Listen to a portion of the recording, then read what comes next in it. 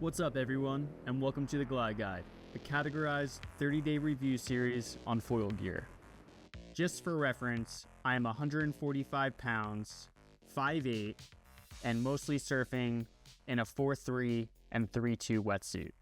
What is up everyone, and welcome to another Glide Guide. And in this episode, I'm going to be riding F1. And I'm going to be riding stuff that is completely different than what I rode in the last episode. So this is the 900 Eagle X. I would consider this more of a downwind wing, but I am seeing a lot of people also using it as a prone daily driver. So pretty excited to ride something in this 12 aspect ratio. It's got these little wing tips, which I also want to say are not sharp. A lot of people get a little nervous about that. This is an 80 centimeter carbon mast. This is a little taller than the last situation that I rode. Now looking at this is so different than what I rode in the last episode. This is an extra small tail with the downwind 145 high modulus carbon. As far as boards, because this is a smaller, faster package, it's going to take a little bit more effort to get it up on foil.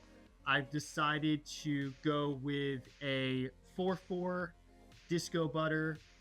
This is one of my just regular shop boards. It's 32 liters. I'm really hoping to eventually get onto this, but to kind of get the feels real fast, I'm going to start with my 5.2 Unifoil Quiver Killer, 45 liters. I'm hoping that'll get it up on foil really nice and quick.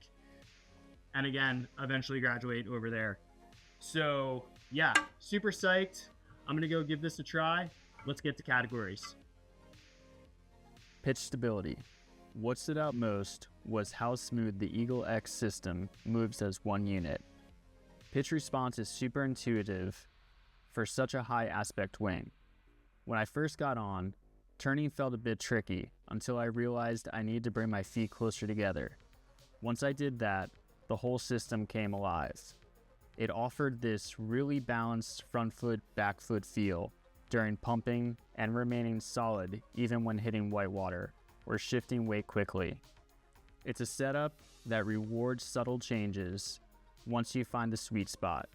It gives you a stable, controlled ride that still feels lively and surfable. Pump.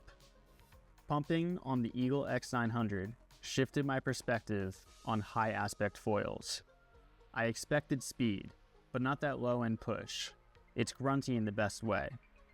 Even with a small 145 tail, it holds lift at surprisingly low speeds.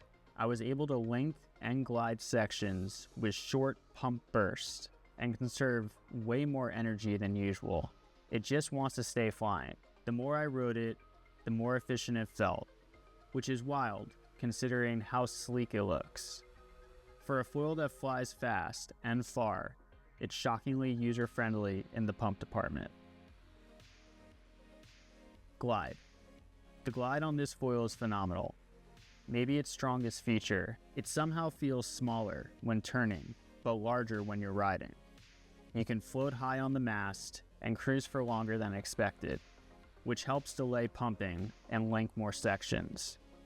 The foil keeps moving with minimal input, which not only boosts your efficiency, but also gives you time to adjust your lines. Just enough float to feel light, but not so much that it gets disconnected. Glide like this lets you flow, not fight the foil. Maneuver. For how much span this foil has, it turns way better than you'd expect. At first, I was cautious, but after getting used to the feel, I started leaning harder and was stoked to see it hold lines. The winglets really help with tip breaches. I'd come out of turns cleanly, even when pushing the foil hard. It's not the type of foil you'll use for skatey, pivot-style carves. But if you like drawing surfy lines with smooth, fast transitions, This thing really can deliver. Speed range. This foil delivers on both ends of the speed spectrum. The low end lift makes it accessible and easy to get going, especially paired with a smaller board. But when you let it run, it absolutely flies fast. But never sketchy. I never felt like I was losing control, even at top speeds. While staying in the pocket gets a bit trickier at high speeds, the trade-off is the ability to draw these long, sweeping carves. More snowboard than shortboard. That blend of accessibility and performance makes it super versatile across different wave types and riding styles. Assembly. Assembly is clean and quick. You don't have tail angle adjustments or fuse swaps, which might seem limiting, but it actually keeps things simple. That helped me focus on dialing in my stance and technique instead of fiddling with shims. I'm a big tail shim guy normally, but it was refreshing to just ride and adapt. Overall, it's fast to set up, super secure, and lets you focus more on foiling than fine-tuning. Final thoughts. The Eagle X900 really changed the way I think about high aspect foils. It's super smooth in pitch, surprisingly easy to pump, and offers insane glide without wearing you out.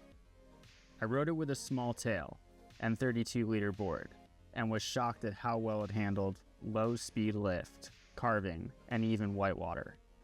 The speed range is wide, easy to get flying, but with plenty of top end for flowy snowboard style turns. It turns better than you'd expect for a foil with that much span. And the assembly is simple and solid. It's efficient, fast, and still forgiving. A high performance setup that rewards good technique without punishing mistakes. Thank you so much for checking out this review. I really hope you enjoyed it. I ended up never actually riding the bigger board, just ended up riding this smaller 32-liter unifoil disco butter, the low end of the 900 Eagle X, just fully capable of doing it. If you want more reviews, hit that like button, subscribe, and please share this to everybody you can. And we also carry, obviously, F1 gear, unifoil gear. We carry a lot of gear. So go check us out at greenhackkiteboarding.com. And until next time, go get on foil.